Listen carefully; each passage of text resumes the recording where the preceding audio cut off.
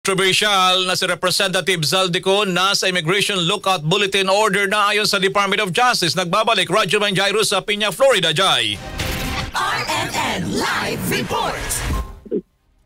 Radyo Manila kinumpirma ng Department of Justice na nakalagay na rin sa ILBO si Ako Bicol Party List Representative Zaldico na ginadawit sa issue ng manumalya at palpak na flood control projects ng pamahalaan.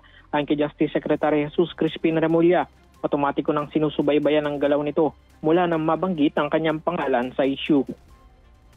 Yes, he's being tracked already. We're trying to track him and maraming tumutulong na tao. Sir, can you confirm if nasa Spain pa talaga siya? Well, there's a boarding pass. Boarding pass ba yan? Or there were flight details sent to us, but we have to validate. Una na rin kasing binanggit ni Remulla noong Martes na isa siko sa mga opisyal na rekomenda ng National Bureau of Investigation na sampahan ng reklamo. Muli ring nakaladkad ang pangalan niko sa pagpapatuloy ng pagdinig ng Senate Blue Ribbon Committee kanina matapos sabihin ng kanyang dating empleyado na si Orly Gutesa na nag-deliver siya mismo ng pera sa bahay umuno ng kongresista. Samantala kinumpirma ng DOJ na nasa tinatawag na provisional acceptance ngayon ng Witness Protection Program sina dating DPWH Undersecretary Roberto Bernardo, Bulacan District Engineer Henry Alcantara, Assistant Engineers Bryce Hernandez at JP Mendoza. Kasama rin ang mag-asawang kontraktor na sina Curly at Sara Discaya. Sabi ni Remulla, layo nitong protektahan sila gaya ng pagbibigay ng security at escort pero hindi para makatakas sa pananagutan.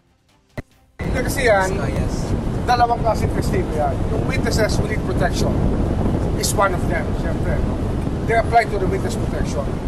But for them to become state witnesses is another matter. So provisional means they're not state witnesses if there will be.